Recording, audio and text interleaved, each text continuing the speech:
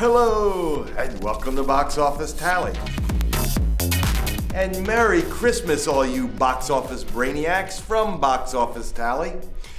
Really interesting Christmas weekend. Christmas, of course, falls on a Friday this year. Now, that's going to be essentially a non-factor for adult films, but perhaps handicap anything of the family film variety.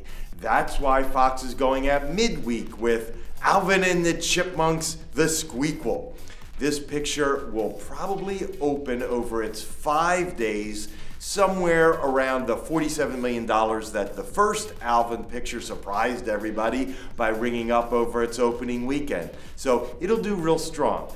But the weekend, the 3-day weekend, will be won by quite a different picture. Warner Brothers is sending out a Robert Downey Jr. picture, Sherlock Holmes, co-starring Jude Law as Dr. Watson. Sherlock Holmes is probably going to make north of $50 million over just its 3-day session. And that will be plenty to win the weekend. But then we have a third wide release to tell you about, also opens on Friday, and that's Universal's romantic comedy, It's Complicated, starring Meryl Streep and Alec Baldwin. It has a shot at the number 3 position, but this is the second weekend only for Avatar from 20th Century Fox. And boy, that James Cameron picture is still going to be going strong and surely going to end up in one of the medal positions this weekend.